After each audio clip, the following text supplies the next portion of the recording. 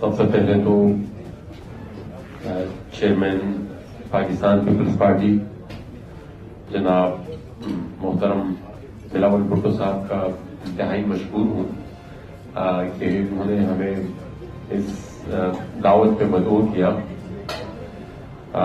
ساتھ ہی ساتھ ہم خورشید شاہ صاحب کو بھی ویلکم کرتے ہیں کہ اتنی لمبی قید گزارنے کے بعد وہ آج ہمارے درمیان موجود ہے.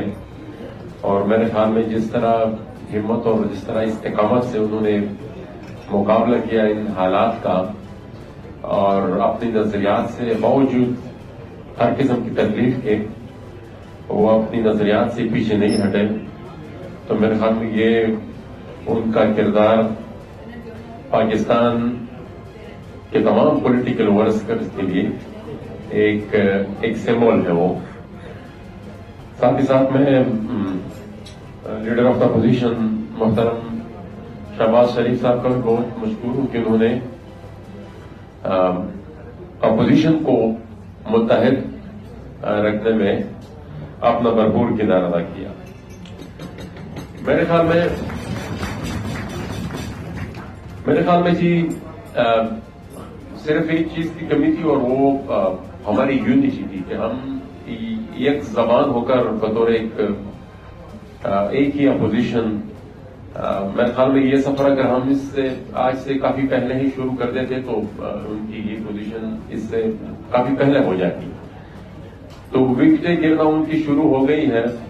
کل بھی 2 بلوں پر ان کو شکست ہوئی ہے اور یہ جو جوائنٹ سیشن میں ان کو جو شکست ہونے والی تھی ان سے وہ میرے خیال میں میچ سے پہلے ہی وہ بھاگنے کی کوشش کر رہے ہیں. ابھی تک انہوں نے نوٹیفیکیشن جاری نہیں کیا لیکن پریس ریلیز ان کی آ گئی ہے اور وہ میرے خیال میں بھاگنے کی پوزیشن میں ہے. یہ میرے خیال میں یہ جو ڈراپ سیل ہم دیکھ رہے ہیں موجودہ حکومت کا، میرے خیال میں سازش اور سفارش کی اتنی ہی زندگی ہوتی ہے. سازش اور سفارش کے ذریعے جو کام بھی ہوتا ہے وہ بس اس کی لائف ٹائم اتنی ہی ہوتی ہے.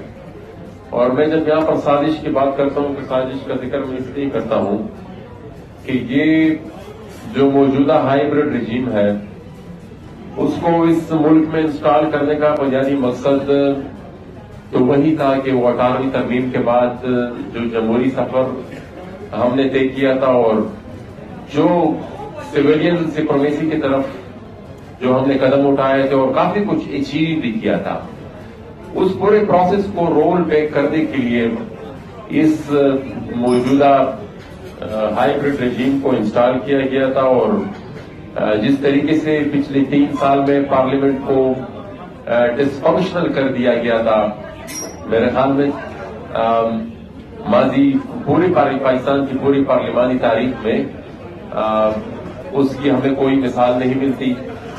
اور جس طریقے سے پارلیمنٹری نارمز کو بلڈوز کیے جا رہا تھا، یہاں پر جتنے بڑے بڑے ایشوز آئے اس میں پارلیمنٹ کو وہ ڈیبیٹ نہیں ہوئی پارلیمنٹ میں اس پر.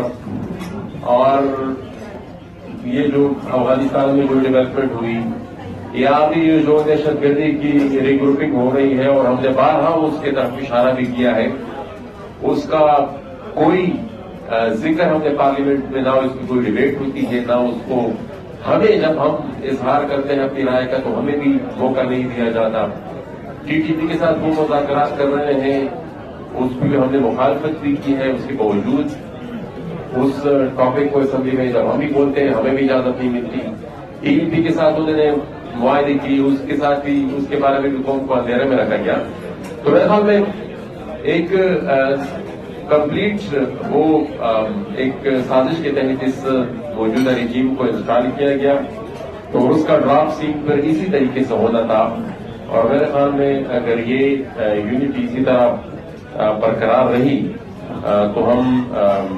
تو ہو سکتا ہے کہ ہم یہ جو اپنے پارلیمنٹری हमारे नॉर्म्स से और जितने हमने पार्लियामेंट्री गेम्स किए पिछले सालों में, उसके अगेंस्ट ये जितनी इंक्रोचमेंट हुई है, मेरे ख्याल में उस सारी अस्करी इंक्रोचमेंट को हम अगर इसी तरीके से हम यूनिटी का मुजाहरा करें तो उसको हम रोल प्ले कर सकते हैं। तो आखिर में एक दफा फिर chairman peoples party Bilawal Bhutto साहब का मैं बहुत मशहूर हूँ, इन्होंने हमें आज इस दावत पे बुलाए और एक दफा फिर पूरी अपोजिशन ने इस यूनिटी का मुजाहरा किया। YouTube पर गूगली न्यूज देखने के लिए youtube.com की सर्च बार में गूगली न्यूज टीवी टाइप करें। गूगली न्यूज के पेज पर सुर्ख रंग के सब्सक्रिप्शन वाले बटन पर क्लिक करना ना भूलिए। YouTube पेज पर अपलोड होने वाली वीडियोस से बाखबर रहने के लिए बेल आइकन पर क्लिक कीजिए। आपको हर नई वीडियो के बारे में नोटिफिकेशन मौसूल हो जाएगा।